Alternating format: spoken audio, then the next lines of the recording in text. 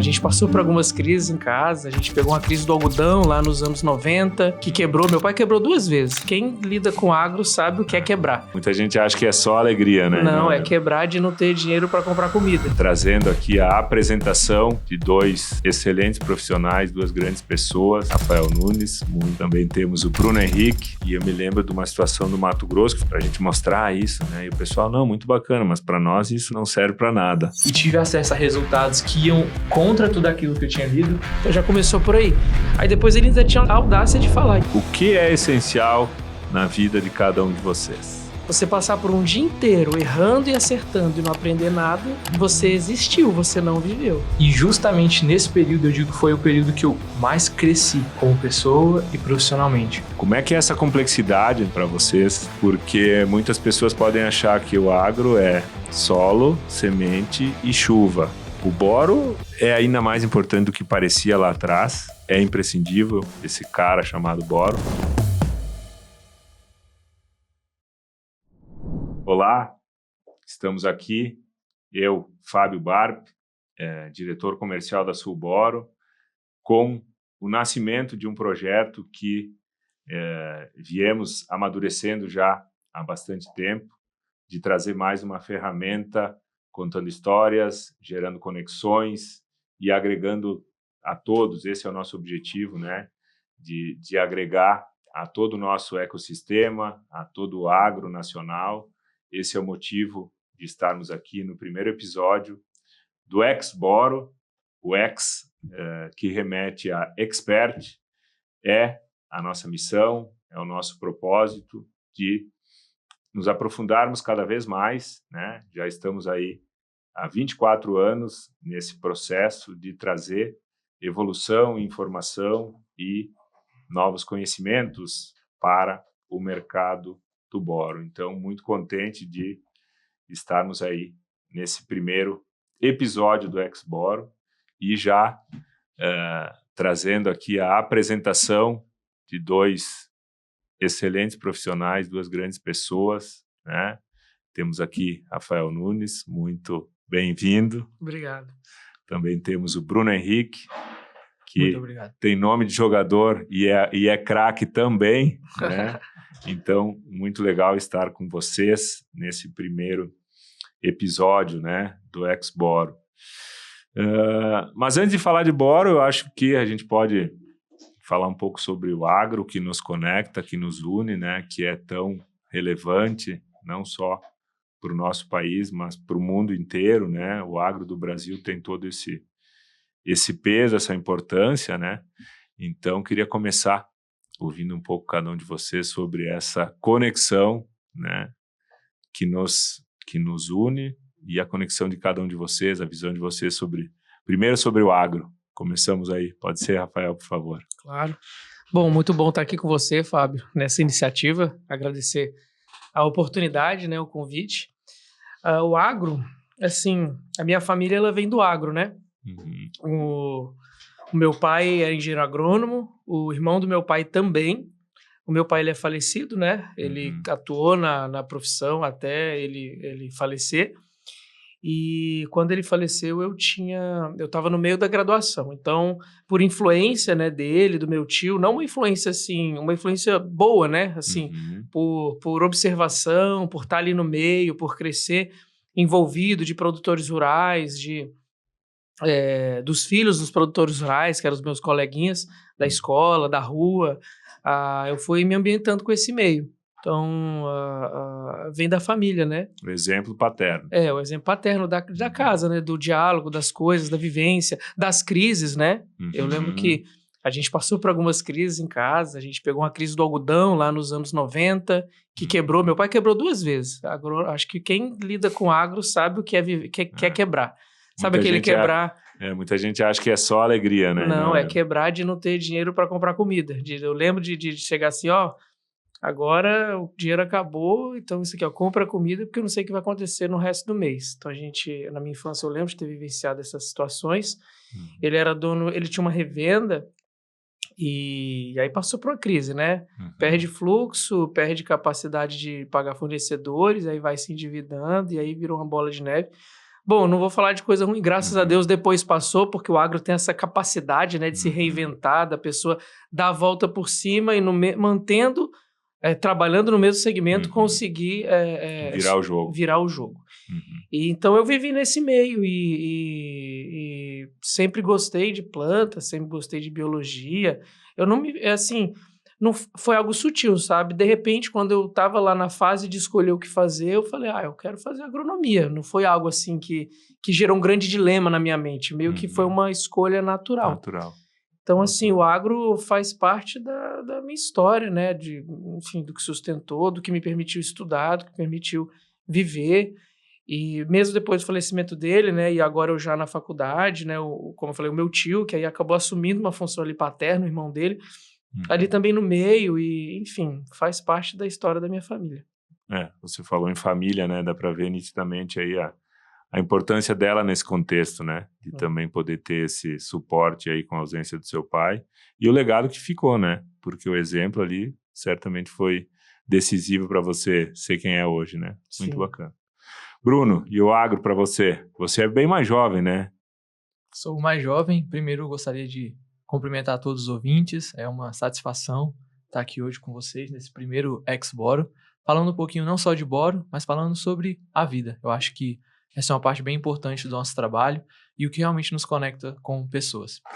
Eu não vim do agro, então na minha família a gente não tinha uma característica de ter alguém trabalhando com agricultura, mas eu lembro desde cedo, quando criança, indo em fazendas de alguns familiares, sempre brincando e tentando descobrir de onde vinha a produção, como que a manga nascia, e eu lembro que eu sempre tentava descobrir algo a mais. Então, meus primos sempre estavam lá jogando futebol e eu estava no meio das frutas, tentando entender de onde vinha a maçã, de onde vinha a manga.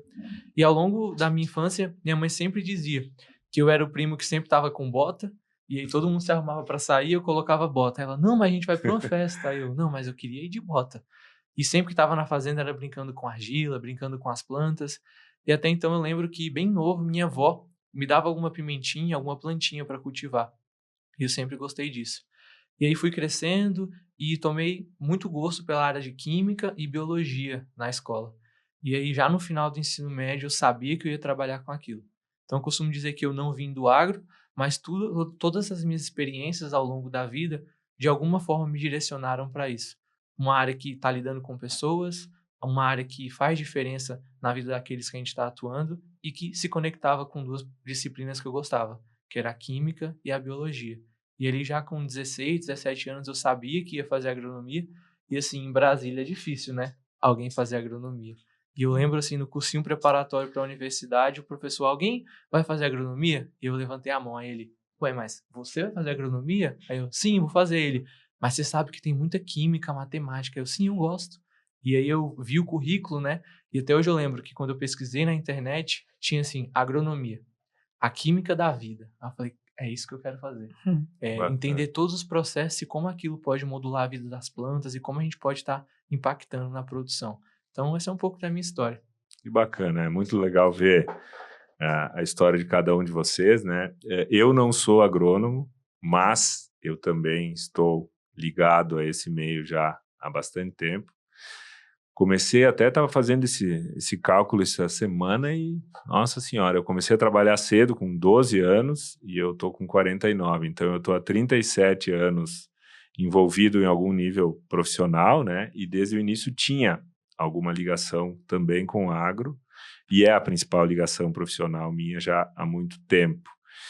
Mas eu mesmo não sendo agrônomo, eu sou um apaixonado e sou muito, assim, admirado até com essa complexidade, e é aí que eu queria questionar vocês, né?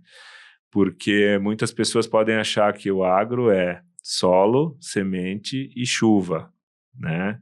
E, em linhas gerais, o início até pode ser por aí, né? Mas existe uma complexidade que, nesse tempo todo, me impressionou e me impressiona demais, né? Quantos fatores, quantas variáveis, o quão difícil é, o quão complexo é, né? Fazer toda essa harmonia que podemos chamar de um processo natural, né? Da agricultura, né? Mas eu queria ouvir um pouquinho de você sobre isso, né? Dessa complexidade que é, e aí mais especificamente assim, o papel da nutrição, né, das plantas dentro do manejo, né? Então, como é que é mergulhar tão fundo assim? Eu sei o nível que vocês têm de conhecimento e de exercício disso no dia a dia, né? Como é que é essa complexidade, né, para vocês, principalmente da parte nutricional, mas como um todo? Podemos ir por aí. Sim. Olha, assim, cada vez mais que a gente vai estudando, a gente consegue pegar muitas similaridades entre a planta e o ser humano, né? A gente tem uma visão de que a ciência que envolve o ser humano, ela é complexa, e a gente sabe disso, a gente é ser humano, então a gente sabe da complexidade das nossas células, dos nossos sistemas, né? E a gente, a vida toda, vai em especialistas, que são os caras que, né, talvez da sociedade, aqueles mais requintados, vamos dizer, estudiosos, o especialista do corpo humano, né, os médicos, e a gente tem isso muito claro na nossa mente. Mas a gente vai percebendo que a planta não está muito embaixo disso não, né? Até porque a planta que sustenta esse ser humano, né, ele se alimenta dela para ter essa qualidade, mas os sistemas biológicos são todos complexos, né? A planta, ela tem muita complexidade intrínseca a ela, funcionamento dela, e também como ela interage com o ambiente, a complexidade ela vira absurda, né? Com o solo, com a água, com a atmosfera, enfim, estudar isso é muito legal. E assim, até assim, a gente vai se aprofundando em temas, e a gente faz mestrado, faz doutorado, e a gente vai ficando especialista em alguma coisa, e cada vez mais ignorante em outras, né? A gente vai se aprofundando, esse é um desafio. Porque a gente não quer deixar de saber de outras áreas, mas, por outro lado, a gente tem que se especializar em alguma área. E é um desafio tremendo você conseguir performar em alto nível de conhecimento no maior conjunto de áreas possíveis, né? E aqui falando de agronomia e de nutrição. Então, é muito legal ir avançando nos conhecimentos, percebendo a complexidade, desvendando os mistérios, achando soluções. E lá no fim das coisas, uma coisa que me motiva nesse processo é perceber que ali tem como se fosse uma digital, sabe? Uma digital de alguma coisa, vou chamar de coisa, né? Por enquanto, de alguma coisa que projetou, né? Que projetou o ser humano, que projetou a planta, que projetou o ambiente e que traz harmonia e inteligência por trás disso tudo. Então, acho que como cientistas do passado, eu me vejo como cara que busca conhecer para alcançar. Para alcançar aquele que está por detrás desse conhecimento ou dessa arquitetura toda. Que é muito maior, né? Bacana. Bruno, e aí? Essa complexidade toda aí, como é que ela é para você aí? Eu acho que é o que traz o incentivo diário de continuar. Eu creio que eu sou um apaixonado por aprender e a agronomia traz essa oportunidade de entender como cada um dos processos, seja químicos, físicos e biológicos, no fim vão interagir e nós, como profissionais da área, vamos buscar entender como cada um deles vão estar modulando o desenvolvimento da planta para tomar decisões, claro, visando produzir mais e tentando extrair mais daquela máquina que quanto mais a gente se aprofunda, mais a gente consegue entender o quão perfeito é. O Rafa estava falando sobre esse ser criador de tudo, e eu lembro de uma vez, uma viagem que a gente estava fazendo, conversando sobre a vida, e ele falou, nossa, acho que nesse momento, quando a gente está na lavoura e vem vindo uma chuva, a gente consegue entender que a gente ainda é pequeno, em meio à imensidão da vida, dos fenômenos naturais, que a gente está aqui na lavoura e a gente não consegue controlar a chuva, a intensidade do sol, nada.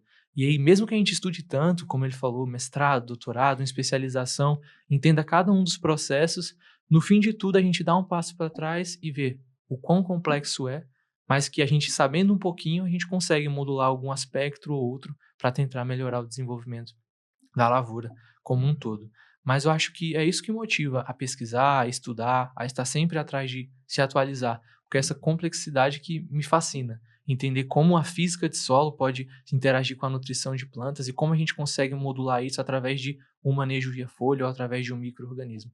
Então, eu creio que essa oportunidade de aprender, colocar em prática e, no fim de tudo, ver que é uma teia de informações que interagem entre si em prol de um processo, Acho que essa é a parte mais legal de se trabalhar com fertilidade e nutrição de plantas. E aí, trazendo para o contexto, né, a importância desse trabalho de vocês, né? Porque quando eu lembro do nosso início da Sulboro, lá 24 anos atrás, né?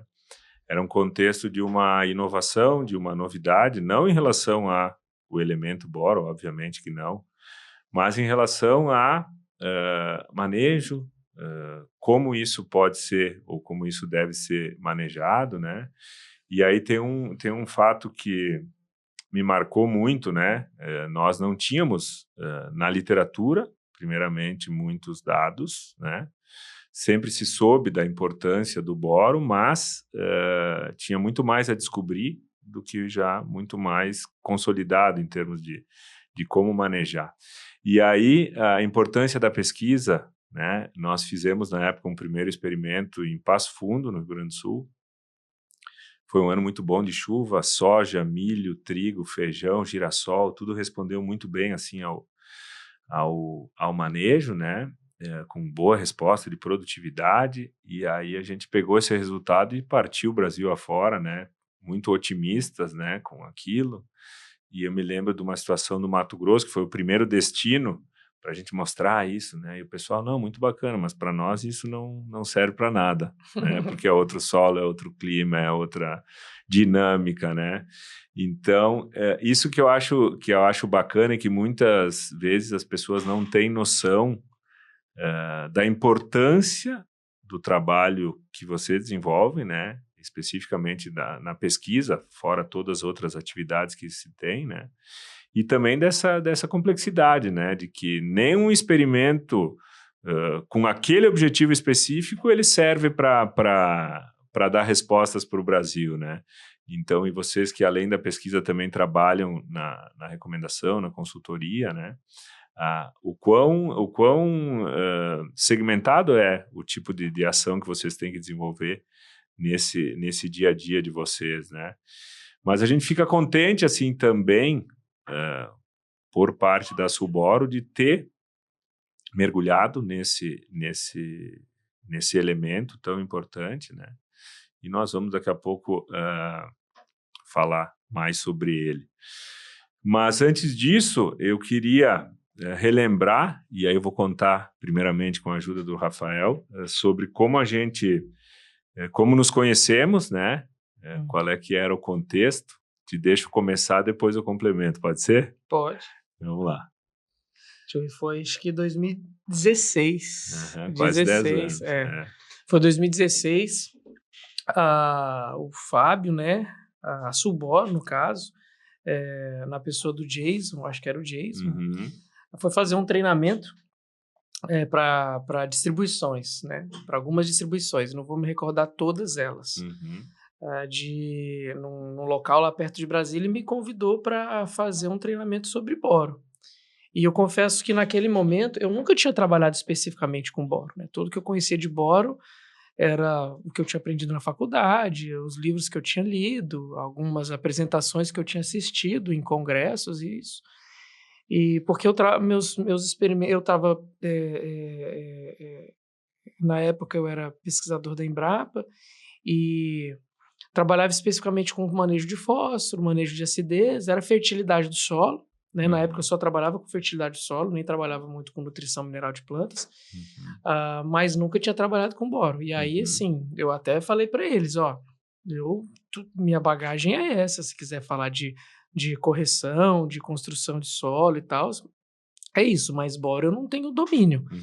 Por algum motivo eles, não, mas precisa ser você, porque você, por algumas características aí, a gente quer que seja você, tá bom. Aí eu estudei, fiz uma apresentação, eu acho que foi um dia inteiro. Eu acho que foi um dia inteiro. Então, assim, até para encher tanta linguiça, né, para quem nunca tinha trabalhado, foi difícil.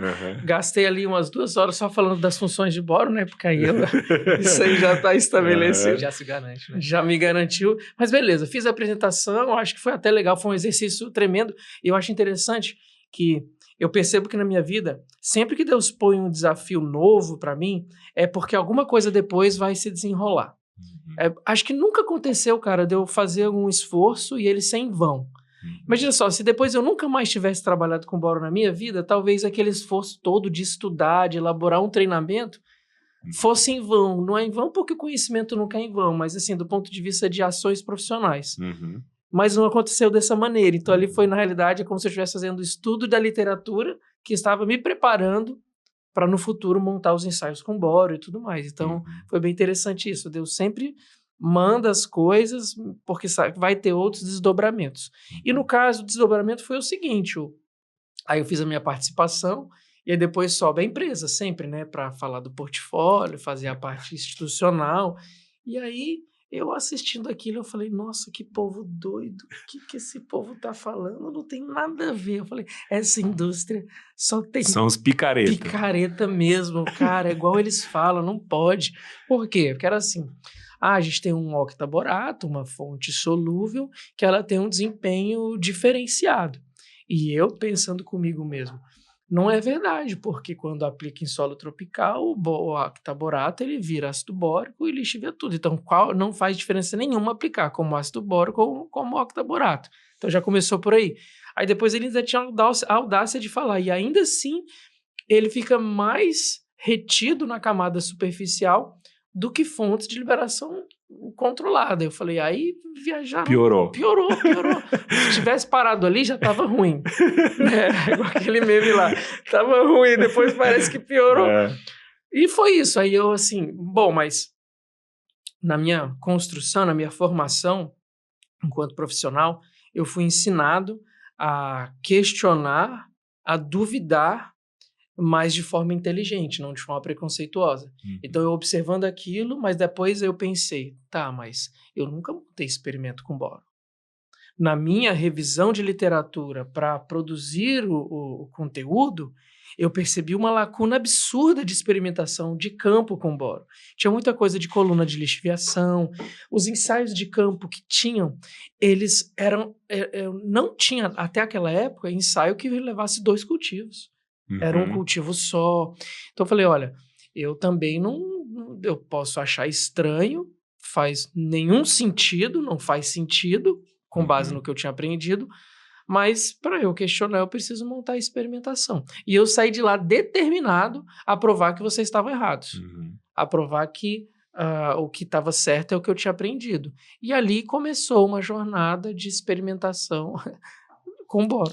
Que é certamente a mais consistente em número em relação à experimentação de longa duração, né? Porque eu me lembro bem, né, que você já tinha, Rafael, esse histórico com outro contexto de perfil de solo, enfim, né, de outros manejos, mas já era uma característica sua de experimentação de longa duração, né? E foi uma das coisas que a gente também que pesou para a gente lhe procurar naquele momento com esse objetivo, né? Vamos fazer algo consistente que até então não existia, né? Mas aí então ainda exercitando um pouco essa história, lembro que depois no primeiro, no segundo ano ainda existia ali algo como é que é, algo errado não está certo aqui, porque aí começou, né, a haver algum nível de confirmação daqueles conceitos, né? E que eu lembro até que você demorou um tempo para como é que é, para amadurecer isso, para ter convicção, né?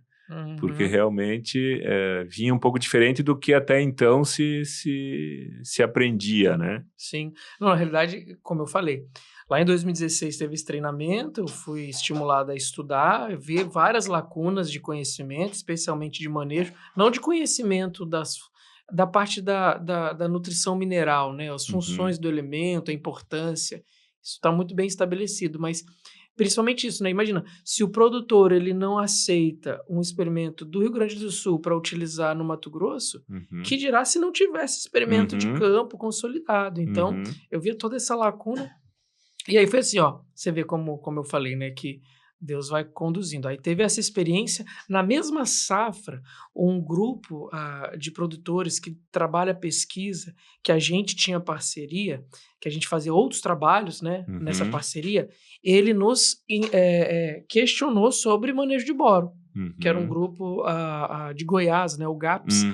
Então, na mesma safra 16 e 17, ali eles tinham uma percepção, a partir de um estudo, pegaram assim, 30 talhões mais produtivos e 30 talhões menos produtivos, e fizeram correlação matemática com produtividade. Viu que boro e zinco eram os elementos que mais estavam relacionados à produtividade. Aí, nesse momento, eles falaram, vamos ver o que tem de manejo, então, para fazer. E viram que não tinha manejo. E aí, também nessa hora, provocaram. Olha, a gente tem uns projetos aqui com fósforo, que era minha área de maior atuação na época, com calcário, gesso, mas a gente quer fazer trabalhos com boro. Vamos fazer trabalhos com boro? Ajuda a gente a fazer trabalhos com boro? E aí eu tinha, tipo assim, na mesma safra, feito os treinamentos e tido a mesma percepção, então eu tava ali com uma bagagem até interessante. E aí a gente começou a fazer os primeiros trabalhos com boro. Aí começou nessa safra. Eu lembro que também uma terceira passagem que houve antes do estabelecimento dos experimentos, eu falei, tá bom, vou estudar com esse negócio, deixa eu fazer mais uma atualização. Fui em evento especial, em evento temático, né? Exclusivo então, sobre boro. Exclusivo sobre boro, né? Tem um evento que é um dia inteiro falando sobre boro. Fui nesse evento em São Paulo para me atualizar, e aí me atualizei mais ainda, foi muito legal, mas confirmei que havia uma lacuna em termos de experimentação de culturas anuais de experimento de longa duração. Por exemplo, se tivesse um dia do fósforo, eu tenho certeza que ia aparecer experimento de 30 anos de duração, 15 anos, estudando, e nesse dia do boro não tinha nada disso. Eu falei, cara, é isso. E aí, nessa safra, a gente montou os primeiros trabalhos, e eles foram paulatinamente discordando do que eu achava que tinha que acontecer. Era a fonte solúvel, a diferença entre as fontes solúveis, que para mim era para ser tudo igual, e não foi. A fonte solúvel versus fonte de liberação controlada, foi outro paradigma. E também o paradigma de dose, né? A gente tinha muito medo, e aí eu, no primeiro experimento, eu fui até 6 quilos de B. Na realidade, eu tinha meio, 1, 2, 3 e 6. Eu falei, de 3 para frente, vai dar fito e vai ser muito massa, porque a gente vai tirar várias fotos legais de fitotoxidez. Cadê? E não teve fito nem em 6. E aí a gente falou, nossa, que coisa diferente. E aí foi, enfim, fomos avançando nos entendimentos desses 3 paradigmas, eu vou chamar assim, o paradigma da dose, o paradigma da fonte solúvel entre si e o paradigma da fonte solúvel com a liberação controlada. E levou de 2 a 3 anos, repetindo ensaio, conduzindo no mesmo local, levando para outros locais, tendo o mesmo tipo de resposta, até eu converter a minha mente entre o experimento está errado porque o paradigma está correto, o paradigma está errado, ele precisa ser atualizado, porque o experimento está correto. E aí, depois de uns 3 anos, que eu apresentei pela primeira vez em uma palestra os resultados de boro. Sensacional. E antes de questionar o Bruno, eu vou só fazer um parêntese nisso tudo, né? Porque você fala, né, lá naquele primeiro momento, naquele primeiro convite que você teve para fazer aquele treinamento sobre boro, né? Ali as funções, elas realmente já eram conhecidas, né? Mas, e aí desde já eu também saúdo os trabalhos de pesquisa que você conduziu, porque ali a pesquisa vai além, né, da questão, só vamos comparar fontes. Aí a pesquisa que você propôs vai além também na questão dose, né? E aí a gente vê que aquelas funções que já eram conhecidas, elas se mostraram, aos meus olhos, ainda muito mais importantes, né? E existiam ali também olhares até então, boro principalmente na florada, para o pegamento, enfim, e aí hoje a gente vê que a pesquisa mostra que a estrutura radicular é talvez o maior benefício, né, que é uma coisa que lá atrás não se olhava tanto, então saudar também essa pesquisa consistente, ampliando, né, todo o contexto e o cenário, né, em relação às fontes, em relação às doses, né, porque eu percebo que isso tudo tem proporcionado uma revolução no manejo de boro. Agora assim, as pessoas acham que depois que a recomendação está pronta, que a pessoa vê tudo desde o início, né?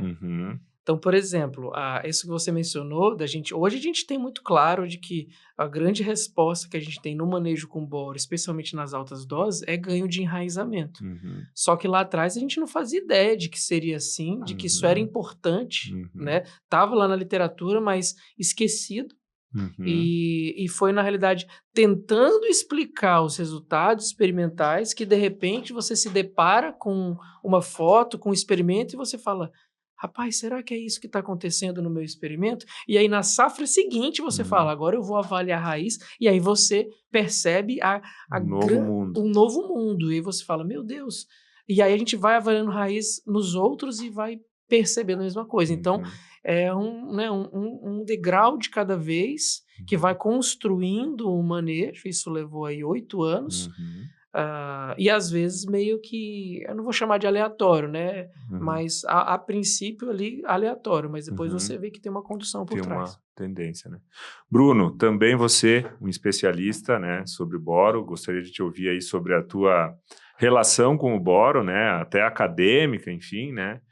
E a tua percepção sobre esse caminhar, sobre esse caminho, né? Como tu vê hoje, como tu viu essas etapas anteriores aí, como é que o boro se coloca para o Bruno Henrique aí?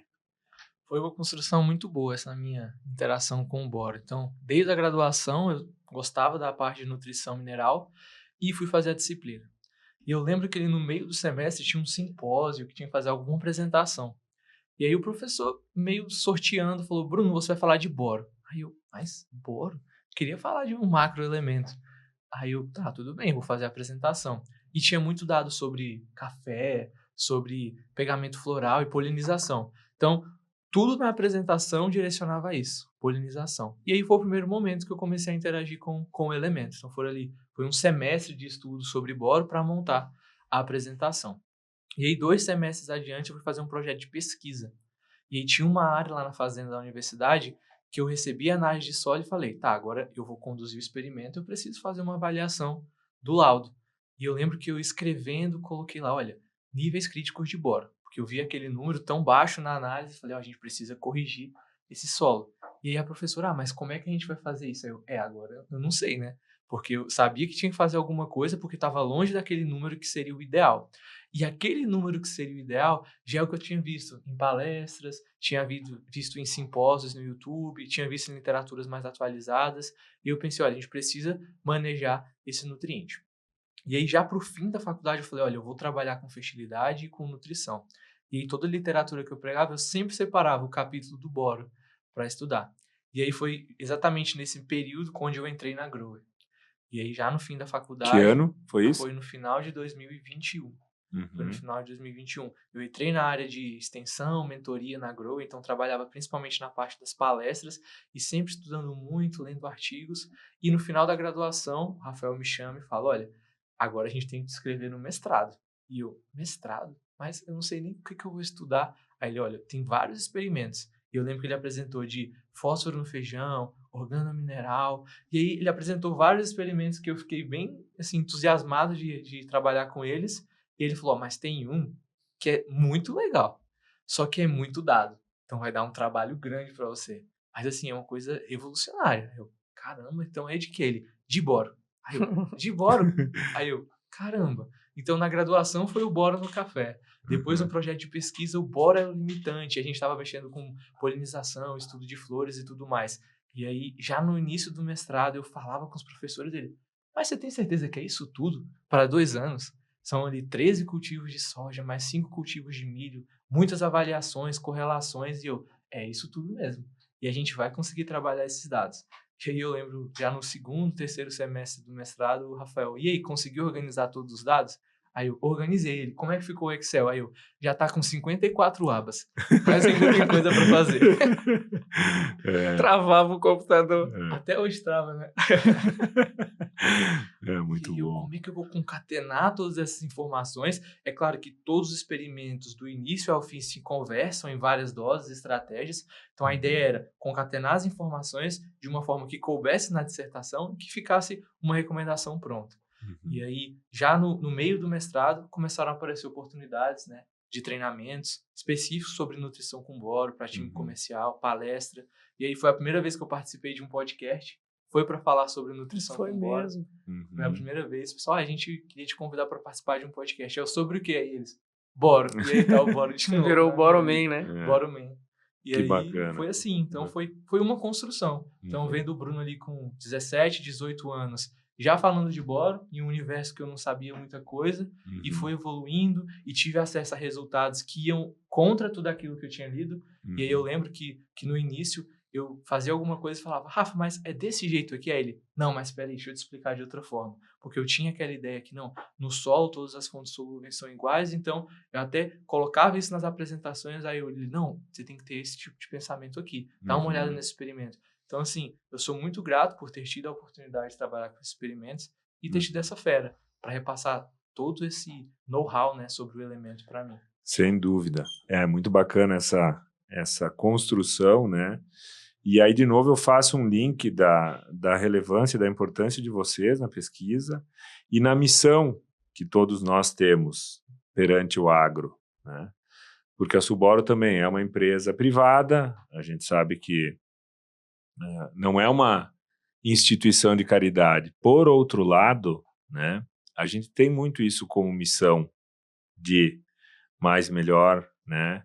E aí eu queria também agradecer a parceria de vocês, por exemplo, num evento que já hoje é consagrado, que é o Suboro Conecta, aonde a gente convida exclusivamente consultores para atualizá-los sobre a importância do elemento, né? Ninguém vai ali para comprar produto, né? É um público técnico, mas que vai fazer muita diferença nas recomendações, né? Então, eu acho que essa parceria, ela também se mantém e se fortalece a cada ano por esse tipo de propósito, por esse tipo de objetivo, né? E aí, rapidamente, sem aprofundar tecnicamente, né? Mas eu tenho certeza, para mim, com muita margem de importância, né? O boro é ainda mais importante do que parecia lá atrás, né? Eu acho que eu queria só também ouvir um pouco de vocês em relação a isso, né? Os benefícios são muito grandes, né? A gente tem uma deficiência, né, generalizada, então é importante nesse momento também aproveitar para ouvir. Dá para abrir mão de um manejo de boro e aí a gente pode pegar agronomicamente, tecnicamente, financeiramente, né? Porque a gente sabe também que o manejo, perto de tanta coisa que é feita por aí, ele tem um custo-benefício também extremamente vantajoso para o produtor, né? Então eu também queria aproveitar para rapidamente ouvi-los sobre isso. É imprescindível esse cara chamado boro? Sim, é imprescindível. E só para nortear, eu lembro que quando eu comecei a ter as primeiras interações, vendo as palestras, sempre viajando com o Rafael, tem um slide da relação benefício-custo. E aí eu lembro que 23:1 era um número que chamava atenção. Então você comparava ali nutrição com microelemento, com calagem, nutrição com enxofre, gesso, fósforo, trazendo todo esse ganho. E aí eu lembro que depois do mestrado, eu, já com todos os dados organizados, eu vindo de um voo, então tava eu, Rafael, o Túlio, a gente tava vindo do Piauí em um voo, eu falei, nossa, mas será de onde veio aquele gráfico? E era um dos primeiros dados. Aí o que eu fiz? Juntei todos os dados e recalculei essa relação benefício-custo. Porque eu falei, será que foi só no primeiro ano que ficou com essa relação ali acima de 20? E aí com todos os dados, ela ficou de 21:1. E aí isso confirmou a ideia de que realmente é um elemento que tem um efeito macro e que tem um retorno econômico muito grande. Então eu já estava convencido, mas eu queria ter isso de forma palpável, eu queria ter calculado o número. E quando eu vi isso, eu falei, nossa, realmente, é isso tudo mesmo. E aí, voltando para a pergunta, hoje é imprescindível. Então, do ponto de vista técnico, o cenário atual dos nossos solos é de deficiência generalizada do elemento, então o universo de frequência de resposta tende a ser muito grande. Então a gente vai trabalhar a nutrição com boro e na grande maioria dos casos a gente vai ter resposta e somado aos resultados experimentais, a gente está falando de ganhos que variam de 2 a 11 sacas na cultura da soja. Então na média de todos os cultivos são ganhos de 6 sacas, 5,97 para ser mais exato. Mas assim, hoje é imprescindível. Então quando a gente correlaciona tudo que o elemento faz na nutrição de plantas e o cenário, principalmente relacionado à presença de acidez e toda a atuação do boro mitigando esse efeito deletério do alumínio, eu diria que hoje é imprescindível. E até assim, nos nossos clientes de consultoria, a gente tem feito isso, reduzido um pouco no calcário, reduzido um pouco no fósforo, mas mantendo o boro. Porque a gente tem visto que ele tem agregado, não só ali no solo arenoso, no solo argiloso, mas em todas as regiões. Então é um manejo que hoje não sai do nosso portfólio. Rafael, e é uma magnitude grande, né, de resposta para um micronutriente, um pobrezinho que se recomendava na florada lá, um cheirinho de boro, né, com cálcio, é muito mais do que isso, né? Com certeza. Assim, esse era inclusive um dos paradigmas, né? Eu mencionei os paradigmas mais cedo, né, do manejo do nutriente no solo, né? Dose, fundo solúvel e tal, mas existiam outros paradigmas, né? Tinha o paradigma de que o nível no solo era impossível de ser elevado, a lixiviação ela era eterna, ela era preponderante, ela era, enfim, Fenômeno incontrolável. incontrolável. Esse era o primeiro paradigma. O outro paradigma era que, então, por causa disso, uma coisa vai levando a outra, né? Por causa disso, a gente não dá para modelar no solo, não dá para construir nível crítico, não adianta nem analisar, né? Era uma outra... nem analisa o boro no solo, porque ele vai ser baixo mesmo e não tem como. Então, eram esses os paradigmas do solo, além do paradigma de que, então, por causa disso, o manejo essencialmente tinha que ser feito via folha. Como você falou, doses ali visando polinização e tudo mais. Então, nesse contexto, a gente montou os ensaios, inclusive... A gente fez questão que os ensaios de solo, eles estivessem ao lado do ensaio de nutrição foliar.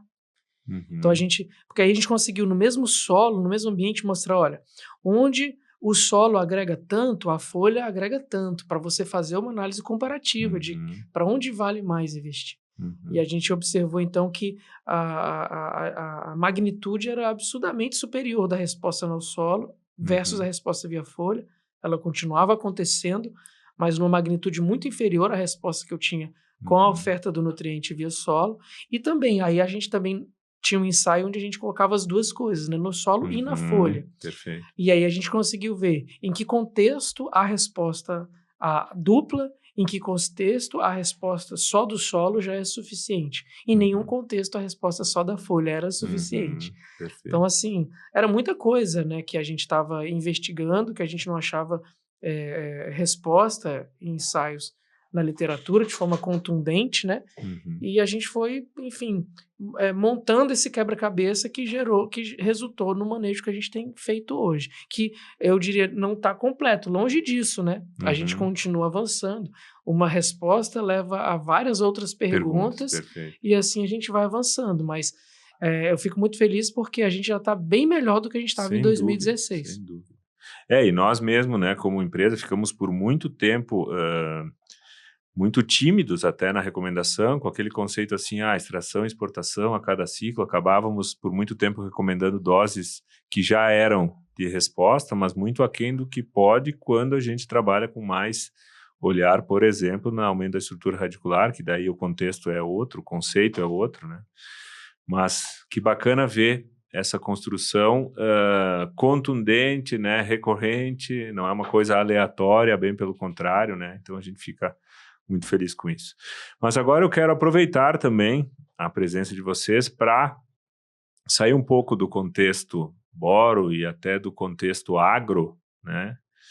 E fazer uma pergunta sobre o que é essencial na vida de cada um de vocês. Então, aí a gente começamos aí com... Pode ser? Por favor, Rafael. Pode.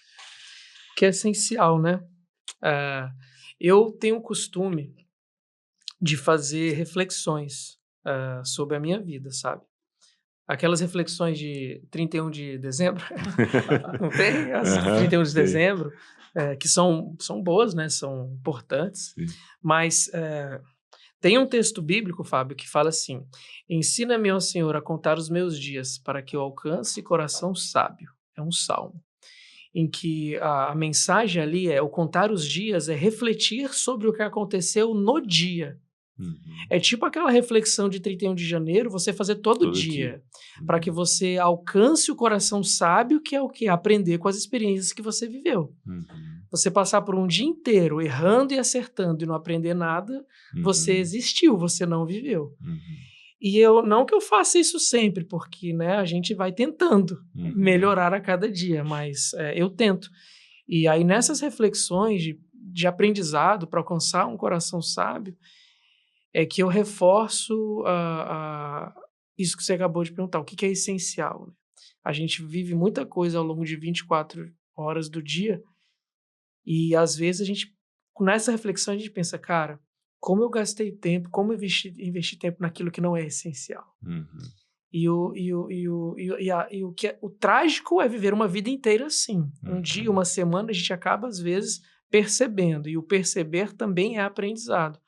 E nessas milhares de reflexões que eu tento fazer dia a dia, e mês a mês também, no final do mês, eu gosto de olhar para minha agenda, ver o que eu fiz, e no final do ano também, cara, eu tenho percebido que, número 1, né? E eu já fiz algumas postagens no Instagram sobre isso, lá no 31, não posto a minha reflexão de todo dia, mas a do 31, eu posto qual é o que eu confirmo pro ano que vem que eu quero que seja essencial. Número 1, Deus. Amém. Número 1, Deus. Por muitos motivos. Uma vez uma pessoa chegou para mim e falou assim, professor, você é um cara religioso, né? Aí eu falei assim, olha, eu não sei o que você quer dizer com isso, mas assim, eu levo a sério. Se você, por religioso, quer dizer alguém que leva esse negócio a sério, então pode dizer que eu sou religioso. Por quê? Eu acho que tudo tem que ser levado a sério. Você trabalha, você tem que levar a sério o seu casamento, suas amizades, né? O seu trabalho. E se você confessa uma fé, que leve aquilo a sério. Entende? Ou então não confessa essa fé, ou então vai fazer outra coisa. Não é de vez em quando, né? Assim, então, ou assim, quando a coisa aperta. Porque às vezes fala, o cara religioso tem toda aquela visão pejorativa, né? Que às vezes a mídia tenta colocar de uma pessoa religiosa, que é uma pessoa bitolada, que é uma pessoa que não tolera, intolerante, etc, etc. Eu sou um cara que leva a sério aquilo que eu acredito. E nesses termos, eu percebo Deus na da minha vida de várias maneiras. Então, para mim, ele é essencial. Toda vez que as coisas dão errado e eu vou contar o meu dia para alcançar o coração sábio, eu percebo que foi porque eu tomei decisões por minha própria conta. Sem as indicações que ele dá, que são as melhores indicações. Usando ali o meu egoísmo, a minha vaidade, a minha ganância, os meus vícios, né, de caráter, e não as virtudes de caráter que ele quer colocar dentro de mim. Então, Deus é o primeiro de tudo. O segundo é a família. E eu confesso que, de novo, porque aqui eu poderia colocar o que é o ideal na cabeça do Rafael.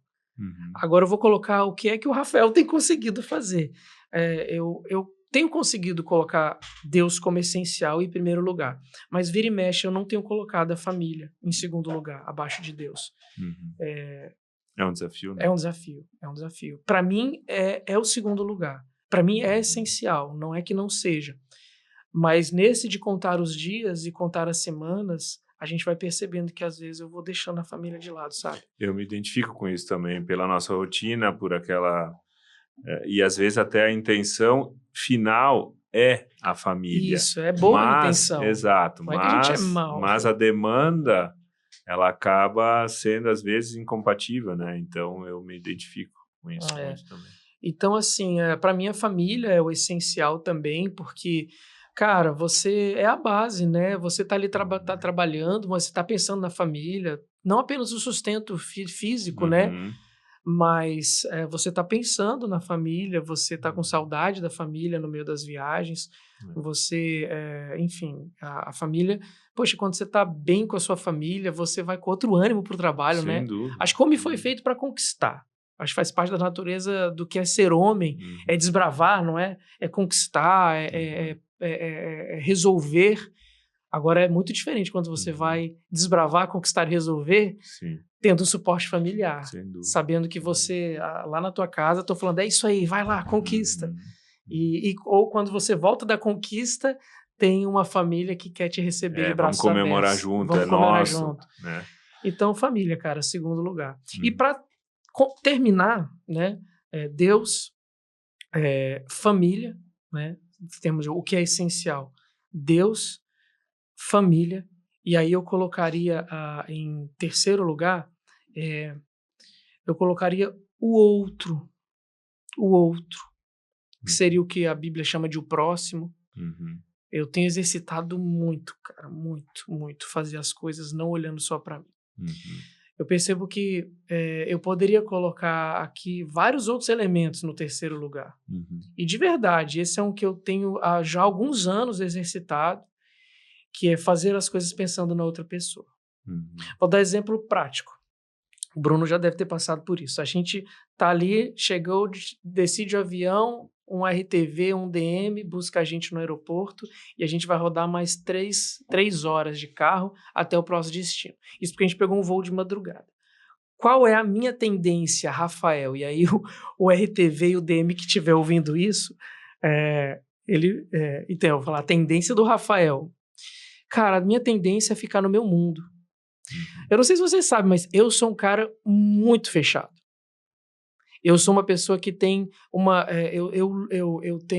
eu exercito diariamente a empatia. E se não fosse pelo cristianismo, eu seria um cara muito pior nesses termos. Não é da minha natureza a empatia. Não é da minha natureza isso, sabe? É um exercício diário que Deus fez construído no meu coração. E aí, a minha tendência, cara, cansado, é ficar no meu mundo. Ou é ficar resolvendo as minhas coisas, ou é descansar. Mas aí, cara, vira e mexe, vê uma voz. Aí os meninos começam a perguntar, professor, e o boro isso e aquilo? E aí você responde. Aí a minha tendência é o quê? Respostas curtas ali, objetivas, para dar a resposta, encerrar a conversa e voltar para o meu mundo. E aí daqui a pouco ele, e professor, e o calcário? E professor, tu sabe que é assim. E aí no momento, cara, vira e mexe, aparece assim, aquela voz na minha mente que fala assim, não é sobre você. E aí eu falo, tá bom. E aí eu me abro pra pessoa, e aí vou conversar com a pessoa, e aí vou dar respostas longas pra caramba, porque aí eu faço muita resposta longa, porque eu quero explicar todas as nuances. Você é o professor que eu sei que o Bruno é. O Bruno parece que isso é natural dele. Eu tenho dificuldade, cara, por essa questão da empatia. Então, o exercício do outro, sabe, Fábio? Pensar no outro. E sempre, no final, a gente é beneficiado. Sim. Eu sei disso. Só que, assim, alguém pode estar ouvindo isso e falando, credo, que pessoa horrível. Então, me desculpa, mas essa é a natureza com a qual eu luto, entende? De pensar cada vez mais no outro e menos em mim. Eu sei que sempre vai acontecer coisas boas comigo, mas o terceiro pilar é isso, na esfera profissional. Então, você pode ter certeza que a minha agenda é essa loucura porque eu penso no outro. Porque se eu fosse pensar em mim, eu não precisaria mais disso. Talvez lá atrás eu precisei, mas hoje eu não preciso mais. O dinheiro que a gente ganha fazendo palestra, não é sobre isso que eu faço. E, inclusive, eu teria que abrir nuances da minha vida pessoal, porque até esse dinheiro não fica comigo.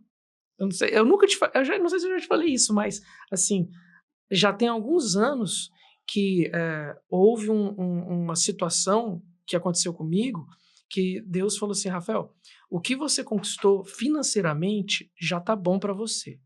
Mais do que isso, é vaidade, é desperdício.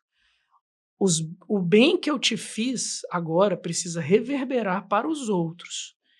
Então, cara, 100% do que eu ganho depois disso, depois que eu alcancei isso, que Deus falou que era o suficiente, eu dou. Todas as palestras, as imersões, faz parte de um projeto. A gente tem um projeto de ajudar missionários que fazem missão em comunidades carentes, um projeto de construção de igrejas e ambientes de ajuda comunitária, projeto de assistir pessoas com cestas básicas, etc, etc, etc. E, na realidade, quando vem um convite, eu aceito o convite da palestra, porque na minha combina com Deus, eu falei, tá bom, eu quero ficar com a minha família, mas se o senhor está dando essas coisas é porque esse recurso vai ser importante para ajudar outros, e aí eu vou topando. Então, Bacana, eu não o sabia. terceiro pilar é o outro. É o outro, é fazer pelo outro. Pelo agro, pelo ser humano que está do lado, que ele tem um nome, um CPF, uma história. Eu quero ajudar o RTV a vender mais, eu quero ajudar o EDM a fazer um treinamento melhor, quero ajudar o produtor a produzir mais, porque é a minha missão ajudar o outro. Muito bacana. E tu sabe que o teu essencial, né? Você citou na ordem Deus, família e o outro. O teu essencial, aos meus olhos, é o essencial para o mundo, né? Então, eu te parabenizo aqui por esse teu pensar e esse teu agir, né? Por mais que às vezes, ou muitas vezes, não seja fácil, né? Me identifico bastante e Deus é bom o tempo todo e com certeza continuará sendo, para que o Rafael continue também com tanta riqueza do que não é dinheiro, né, na tua vida, na tua família, no teu dia a dia e impactando tanta gente, né, tantos outros, né? Então, muito bacana. Parabéns. Bruno, o que é o essencial para o Bruno? Perfeito. Primeiro, parabéns para o Rafael. Assim, compacto 100% com os 3 pilares e eu vejo que o primeiro pilar, ele impacta todos os outros, que é colocar Deus acima de tudo. Eu vejo que a partir do momento que você toma essa decisão de não se preocupar mais tanto nos seus projetos, quando você fala, Deus está fazendo o melhor para mim, é um momento que você consegue perceber que o plano dele para sua vida é bem maior. E a partir do momento que você coloca Deus como centro, várias nuances que talvez na sua vida corrida passariam despercebidas, você começa a dar mais atenção. Então, talvez aquele seu colega de trabalho estava precisando de uma ajuda, você se coloca ali como um semeador, como um professor, para chegar perto, entender a dificuldade e tentar ensinar. A partir do momento que você está longe de casa por 1 semana, 2 semanas, você pensa, não, estou fazendo isso por quem? Às vezes não é nem por quê, né, e para quê, mas é por quem. E aí, a partir do momento que você senta com Deus, conversa com Deus, entende o propósito dele para a sua vida, você começa a elencar as coisas e ver que aquilo que é essencial para você é justamente aquilo que te coloca mais próximo de Deus. Então, se tem alguma coisa que está te afastando do bem que Deus quer para a sua vida, talvez aquilo não seja essencial. Talvez você esteja forçando muito mais a sua percepção de mundo do que realmente o plano dele para a sua vida. Então, quando você entende que família, colocar o outro, como o Rafael disse, se colocar no lugar do outro e tentar ajudá-lo a alcançar essa plenitude de entender que ele é mais uma pessoa, mas que está cercada de outras pessoas que talvez estão passando por uma dificuldade e que você pode ajudar ela com a palavra, com o ensinamento, com uma vivência, e com ela conversando ali por 3 horas sobre calcário, sobre alguma coisa, fazem diferença. Então, sempre gosto de ir nas palestras, conversar com as pessoas e entender quem é o ser humano. Eu sei que às vezes a gente está falando com alguém do comercial, está falando com um produtor, mas tem uma pessoa ali que tem sonhos, tem objetivos, que tem as crenças delas, tem as dificuldades, e aí a partir do momento que você consegue semear algo além do técnico, algo que traz uma visão para a pessoa de que Deus está preparando uma coisa melhor para você, e que a partir do seu trabalho, daquilo que você faz, você consegue abrir esse leque, isso é gratificante. A gente está aqui para ensinar o técnico, ensinar aquilo que a gente tem aprendido, mas acima de tudo, ensinar um pouco do que é a vida, pouco que eu sei, o pouco que eu já vivi, mas com certeza, alguém que está ouvindo está pensando, nossa, ele é mais novo, mas isso realmente faz diferença. Daqui a pouco eu estou colocando o trabalho, estou colocando a minha situação financeira ou os meus objetivos profissionais acima da minha família. Mas Deus sempre diz, né, para a gente estar próximo daqueles que amam a gente. E eu acho que quando você coloca isso na sua vida, é onde você consegue ter energia. Eu tenho certeza que muitas vezes a gente está cansado e a gente sabe que tem um objetivo, mas sozinho a gente não conseguiria. E aí, quando você percebe que Deus está com você e que você está fazendo aquilo não só por você, mas por outras pessoas, e aí vem uma energia que você não consegue explicar Não sabe de nem de onde onde que vem. veio. Você só quer fazer aquilo porque é algo maior. Não é financeiro, não é profissional, não é ego, é algo maior. Que hoje a gente pensa que é um plano que começa aqui e termina ali. Mas Deus já viu lá na frente, né? Ele já viu que tudo isso que a gente está fazendo vai impactar de forma positiva a vida de outra pessoa. Então, assim, o pilar essencial é colocar Deus acima de tudo, seguindo os mandamentos e entendendo que, se é da vontade dele, é bom pra gente. Porque a vontade de Deus ela é boa, perfeita e agradável. Então, se a gente seguir esse plano de vida, com certeza a gente vai ser feliz e vai conseguir enxergar o que realmente é essencial. Muito bom, muito bem. Bom, vamos falar um pouquinho de profissionalmente, né? Falar um pouco da história, começando pelo Rafael Embrapa, atualmente grower, né? Acho que é bacana relembrar um pouco disso e aí também já fazer um link com legado. O que tu pensa sobre o teu legado que já está sendo construído, né? Muita gente faz o link do legado, quando eu não estiver mais aqui, mas eu não penso assim, eu acho que o legado ele já é ainda mais forte quando ele já acontece em vida, então queria relembrar um pouco disso. Show. Eu me formei na UNB, né, Universidade de Brasília, como agrônomo. Na mesma universidade eu fiz mestrado e doutorado.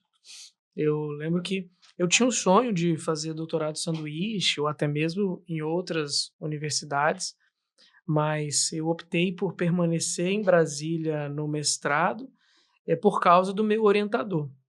Eu tive como orientador o Venceslau Gedert e como co-orientador o Djalma Martião. Foram duas pessoas muito importantes, influentes na construção do sistema agropecuário nacional, na expansão para o Cerrado brasileiro, né? O Venceslau, ele foi pesquisador da Embrapa, ele participou da construção da Embrapa enquanto instituição ali no início dos anos 70, e depois o Djalma, pesquisador, talvez foi um dos mais importantes ali no desenvolvimento do manejo de solo do Cerrado. Então eu tive, graças a Deus, eu tive essas duas pessoas como orientadores da minha vida profissional. E aí, estagiando com... Então, o Venceslau, ele se aposentou da Embrapa e depois ele virou professor da UNB. E aí foi aí que eu conheci ele. E fazendo a disciplina de fertilidade, um dos livros que eu estudei foi o livro do Djalma. E eu lembro que eu olhei assim, aí eu fiz a disciplina, né? Nossa, me dediquei muito, tirei notas máximas e tal. E cheguei no final da disciplina e falei, professor, eu quero trabalhar com essa área, eu gosto de solo, eu gosto de fertilidade. E eu quero estagiar com esse cara aqui. E mostrei o livro. Na verdade, o livro era assim, Souza e Lobato. Aí ele, tá, mas qual dos dois? Eu falei assim, qualquer um. Eu quero com um desses dois aqui, mas eu quero trabalhar com esses caras. Só que o Lobato, tinha Souza e Lobato. O Lobato já era aposentado e não estava mais na ativa. Aí ele falou, olha, eu não sabia disso. Ele falou, olha, só tem o Souza. Eu falei, então é o Souza que eu quero. E aí foram 6 meses do Venceslau mandando e-mail e o Djalma me negando. Ele não me queria, ele não tinha muita afinidade com o estagiário e coisa e tal, ele estava numa pegada diferente, mas ele conta, né, isso ele já, ele contava que de tanto insistir, ele falou, caramba, eu vou ter que aceitar esse moleque. E eu ia lá na Embrapa e o Venceslau mandava e-mail, sério, foram 6 meses, um semestre ali, até que ele me aceitou. Então, na insistência, água mole em pedra dura, e eu fui lá e comecei a trabalhar com o Djalma. Foram 2 anos até o final da graduação, ele foi meu orientador na graduação, depois no mestrado. No final do mestrado, abri o concurso da Embrapa, e aí eu lembro que eu estava numa de transformar o mestrado direto em doutorado, tinha essa possibilidade na época, de eu não defender o mestrado, de eu fazer mais 2 anos e só defender um doutorado. Eu tinha que escrever um projeto, e aí eu escrevi um projeto para isso, para submeter, só que abriu o concurso da Embrapa. E aí eu tinha que ter um título para ser concursado.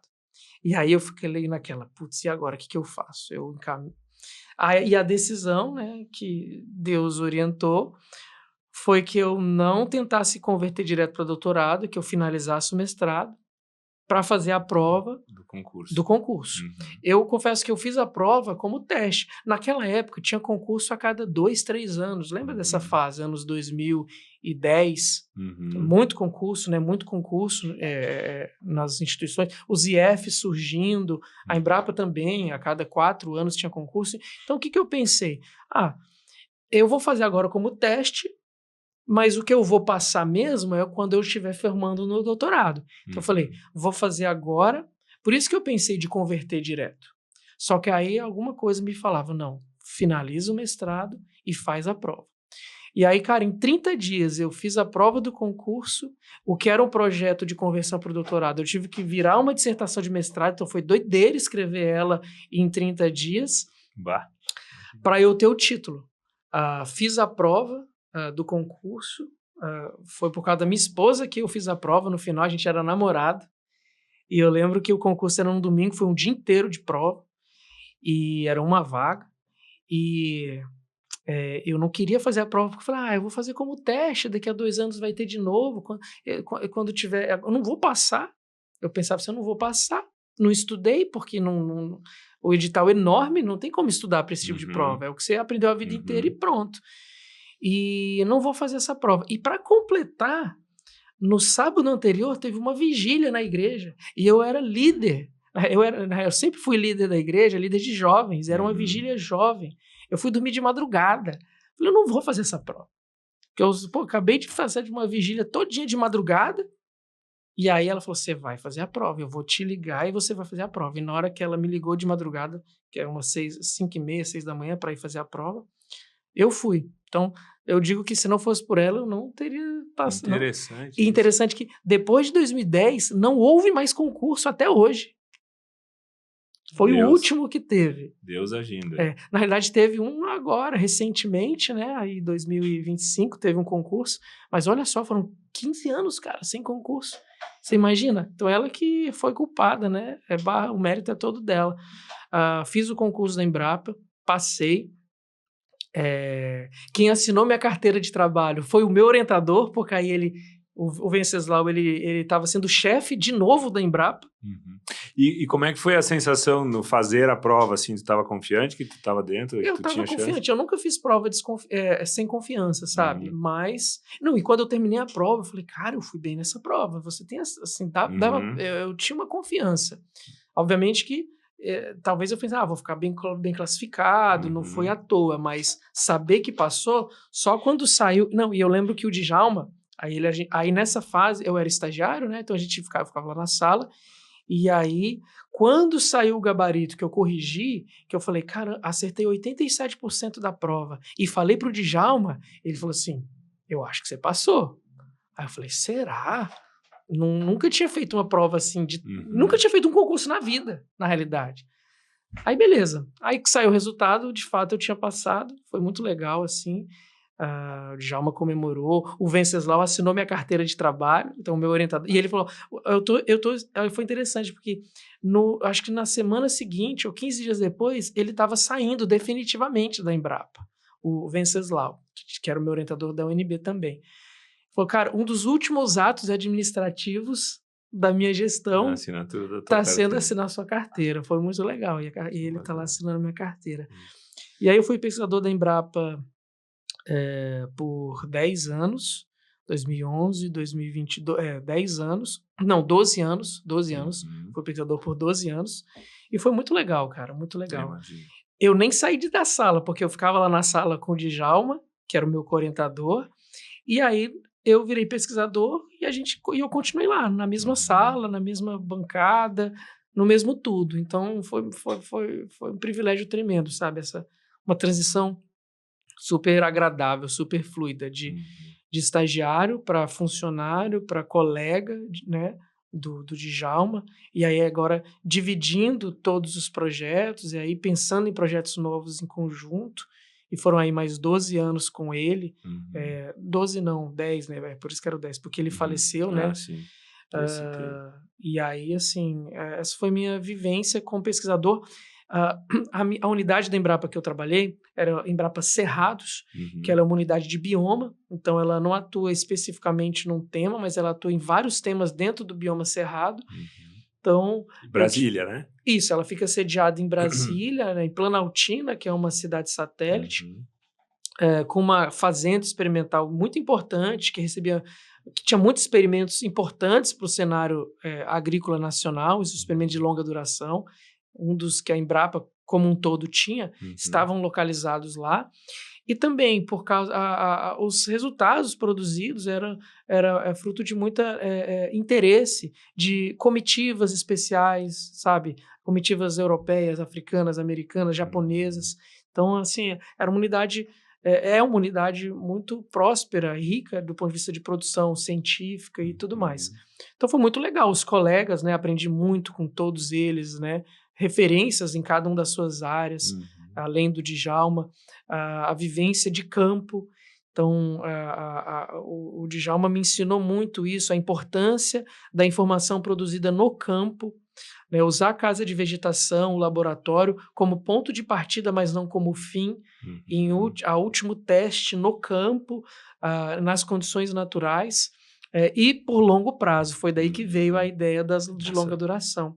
Eu lembro que minha tese de doutorado, que foi sobre dinâmica do fósforo no solo, ela justamente mostrou isso. Alguns paradigmas que a gente tinha em adubação fosfatada, que se criaram a partir de estudos de vaso e que se consolidaram a partir de estudos de campo de curta duração, eles eram completamente refutados quando a gente conduzia por longo prazo.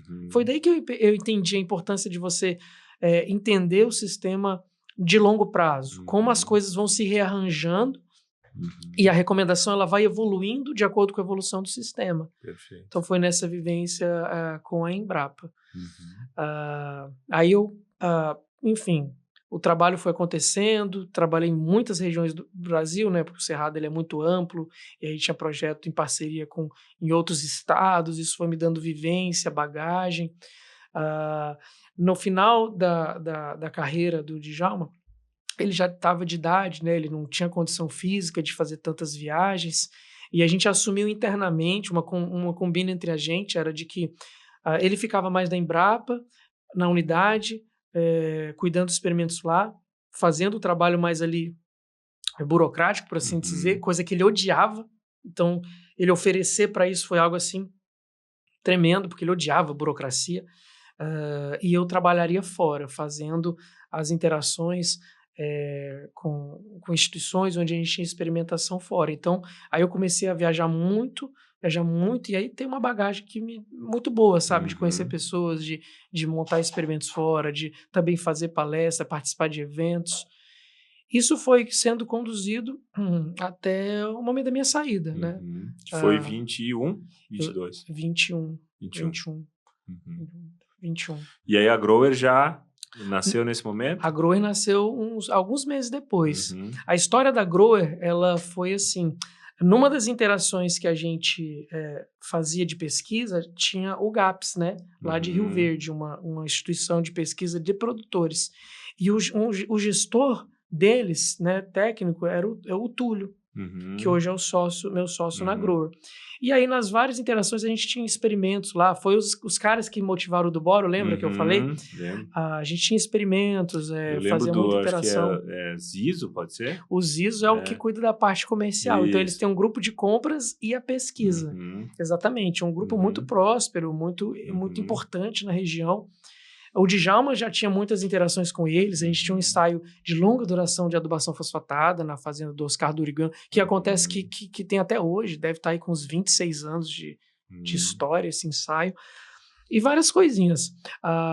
E aí, numa dessas viagens para Rio Verde, eu acabava não ficando em hotel, eu ficava na casa do Túlio, porque a gente foi desenvolvendo amizade, em vez de ficar dormindo sozinho no hotel, e lá a gente jantava junto, trocava ideia, e nessas trocas de ideia, a gente começou a falar das dificuldades, né, que tínhamos nos nossos empregos atuais, em termos de mentalidade, em termos de dificuldades de burocracia, que é uma coisa que sempre me pegou, sabe? E a gente falou, olha... Aí ele falava assim, ó, quando você sair, eu saio. E eu falava, quando você sair, eu saio. E aí nessa de um empurra pro outro, passou uns 2 anos. Até que no ano que a gente montou a Grower, acho que no início do primeiro semestre, ele me mandou uma mensagem, falou, olha, decidi, saí, agora é a sua vez. E eu acho que eu ainda esperei uns 3, 4 meses até tomar a minha decisão. Obviamente que não foi por causa disso, né? Por causa do empurrão dele. Era algo que já estava... Talvez não. Uma coisa que me segurou por mais tempo na Embrapa era o desejo de trabalhar numa 3ª edição do livro do Cerrado, que é o livro o manual, vamos dizer assim, de correção de solo e adubação. Que antes do falecimento do Djalma, a gente já estava trabalhando nele. A gente já estava com o esboço pronto, com os capítulos, com parte do livro ali trabalhado.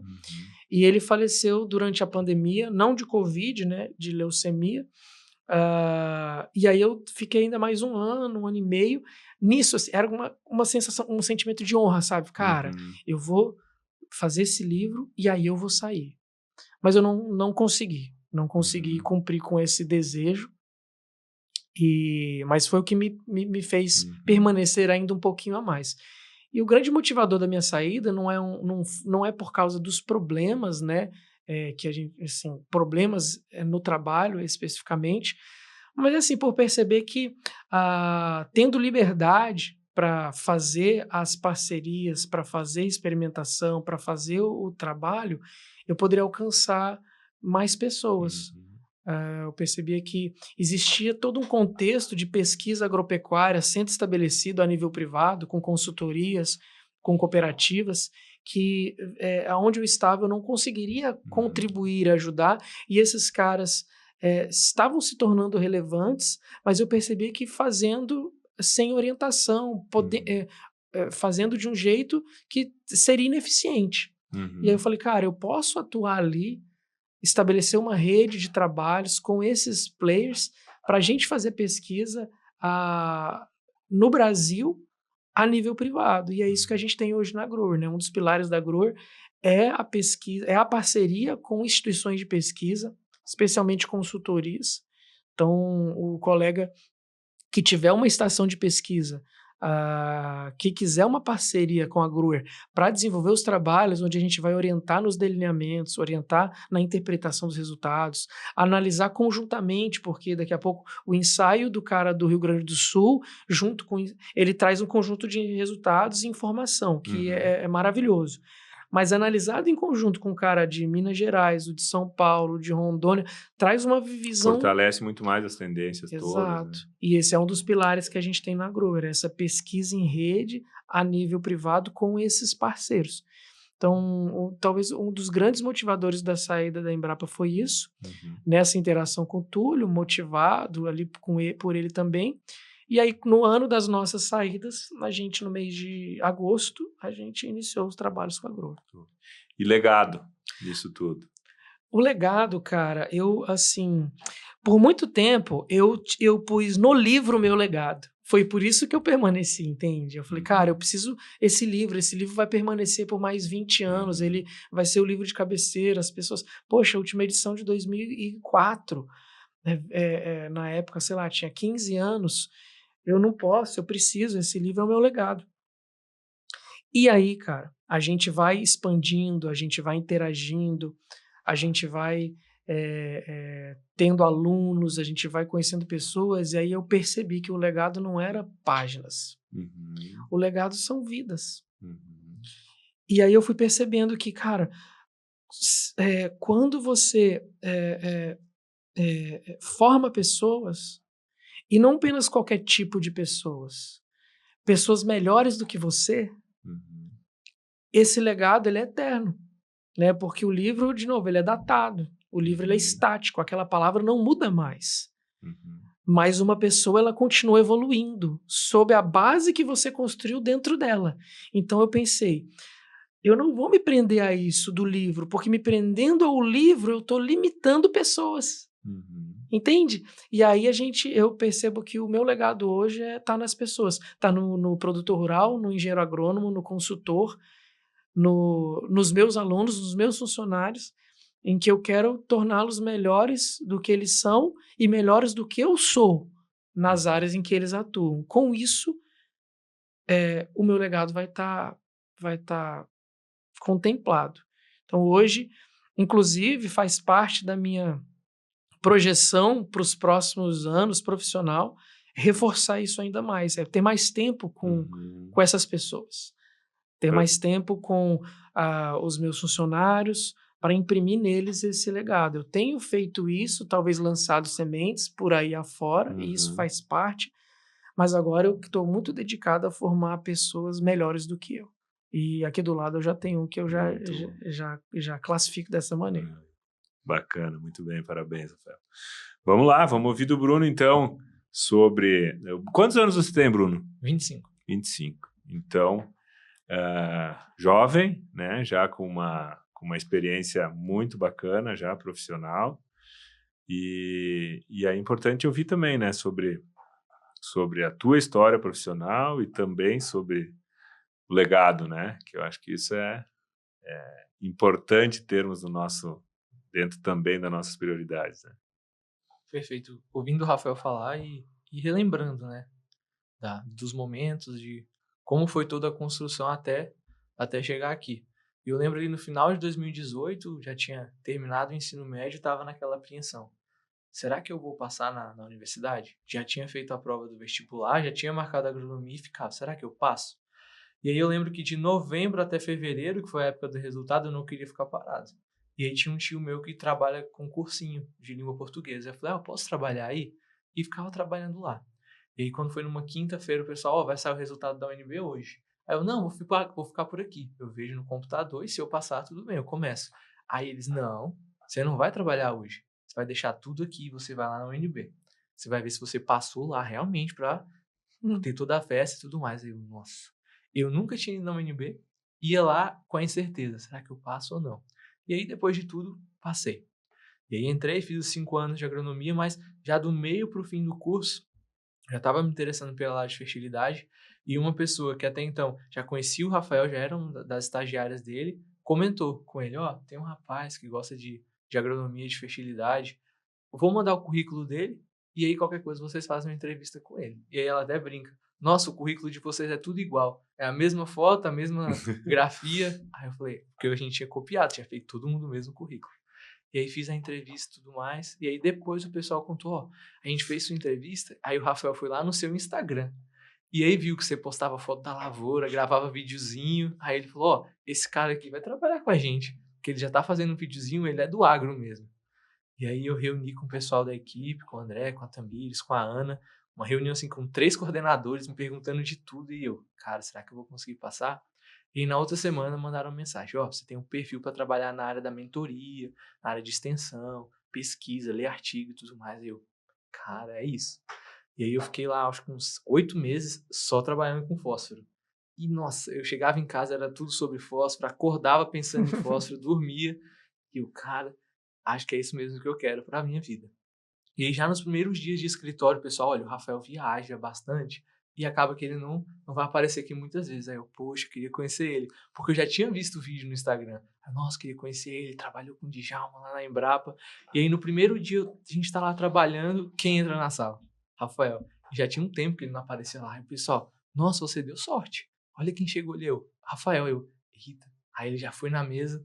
Aí eu lembro que eu tava fazendo um slide de fonte de fósforo pra ele. Que isso? Aí eu, não é de onde tem os fósforos no mundo. Aí ele, legal, me avisa que eu vou comprar também. Aí eu, caramba, acho que ele gostou do slide. Aí passou um tempo e ele falou, quer ir lá na Embrapa? Aí eu, quero. Aí ele, André, vai lá com o Bruno, a gente vai lá na Embrapa. Aí a gente chegou na Embrapa, aí ele tinha algumas coisas para resolver.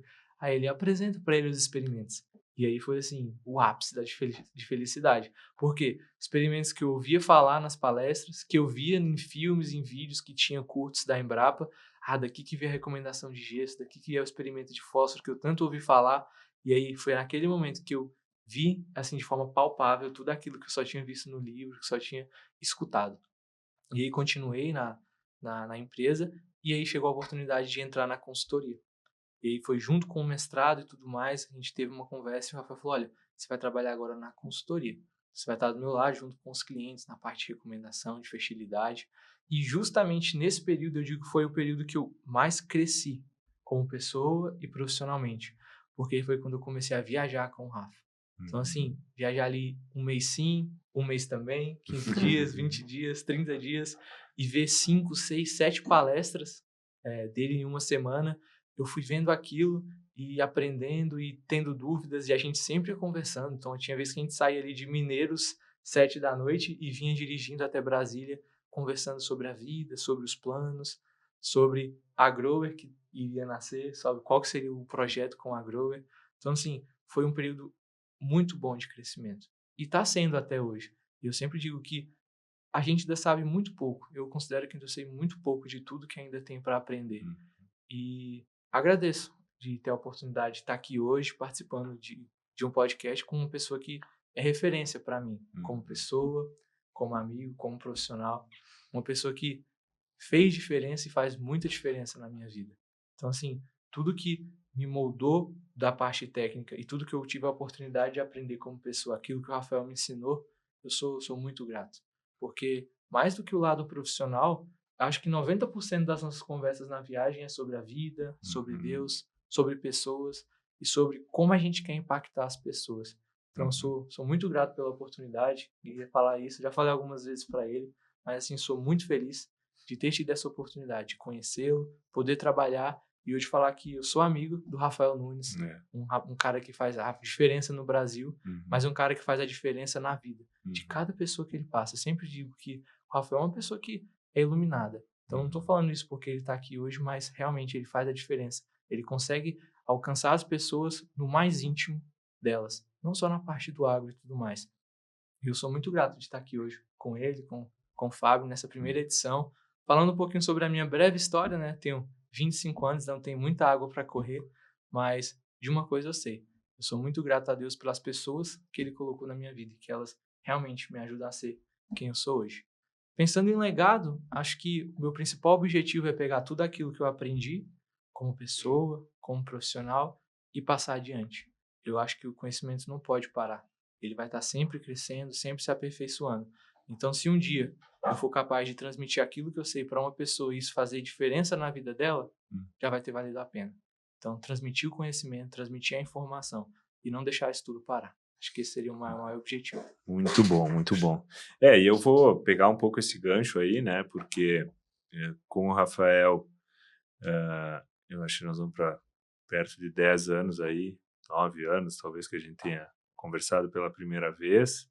Com o Bruno já também há alguns anos nesse caminho. Mas eu me sinto muito à vontade, até na obrigação de ressaltar, né? E agradecer, assim, a relevância que vocês têm, né? E eu concordo muito e percebo isso nas ações, na postura, no caráter, né? Então, a relevância do que vocês entregam tecnicamente, mas muito além disso que vai em relação aos princípios, aos valores, o que realmente importa, a questão aí das prioridades, né, do que é essencial. Então, vocês são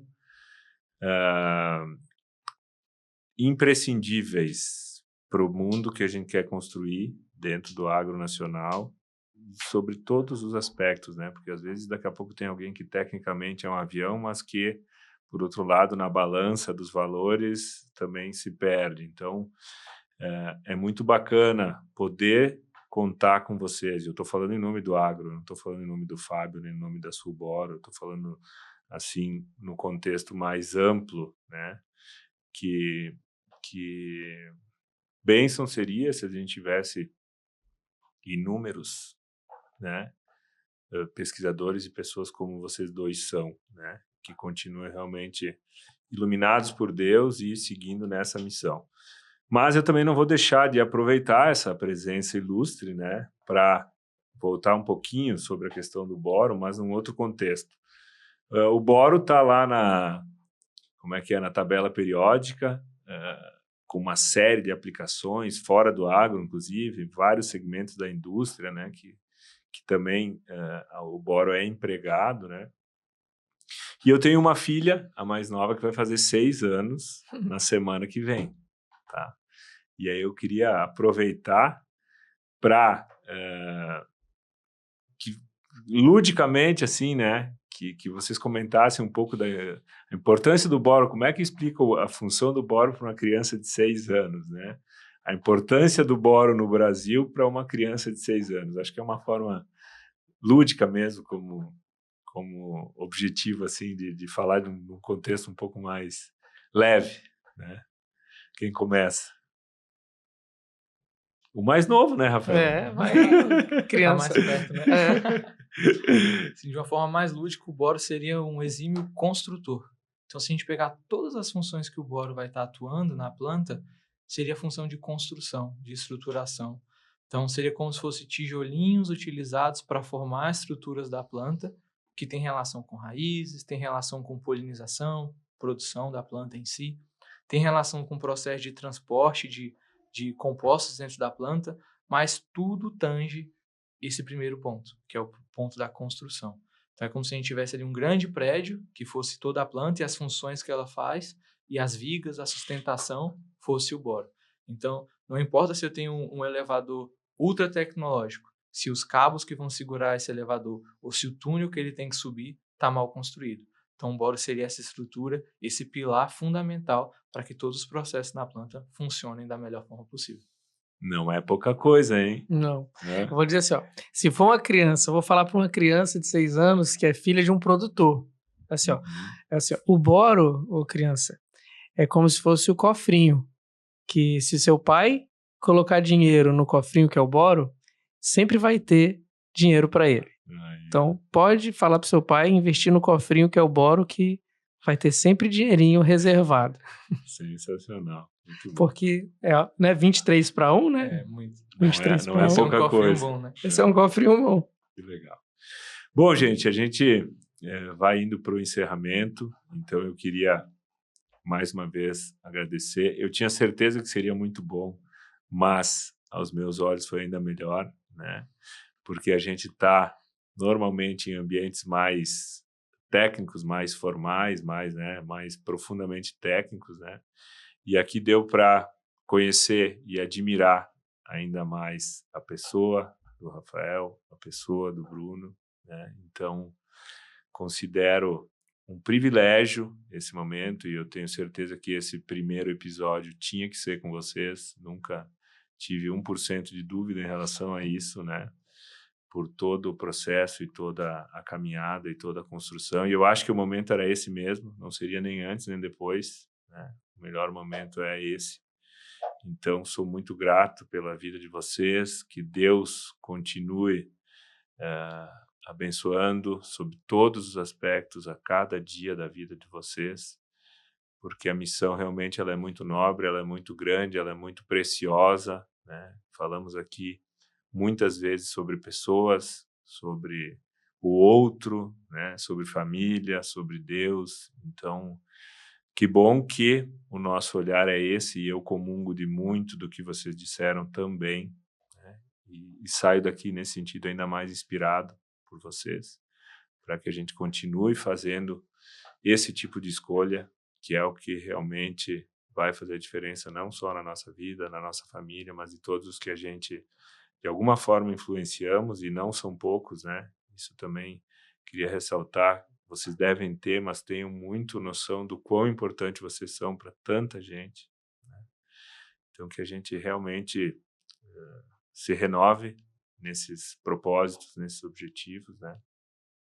Também aproveito para convidar a todos para acompanharem, né, os próximos episódios, que a gente vai continuar com essa missão de, com o Ex-Boro, trazer sempre mais informação, sempre novas atualizações sobre esse assunto tão importante que é a nossa vida, que é a nossa missão. Então, considerações finais, fiquem à vontade. Rafael, por favor. Apenas agradecer a oportunidade de estar na primeira edição do Ex-Boro. Obrigado, Fábio, a Suboro pela oportunidade. E o ouvinte, né? O pessoal que nos acompanhou até o final. Agradecer a atenção, o interesse e desejar aí uma jornada próspera para todos vocês. Amém. Bruno? Gratidão, acho que é a palavra que resume tudo. Gratidão por estar aqui nesse primeiro podcast, mas acima de tudo, por quem está comigo. Pessoas que eu admiro como profissionais, como pais, como componentes de uma família, como empresários, e que são pessoas que realmente fazem a diferença. Agradecer você, ouvinte, né, que viu aqui um pouquinho da nossa história, um pouquinho sobre quem é o Bruno, quem é o Rafael, além do agro. Eu espero que a gente possa ter transmitido alguma coisa positiva e que você sempre possa contar com a gente para o nosso crescimento e para o crescimento do agro e do nosso país. Muito obrigado, gente. Foi um prazer.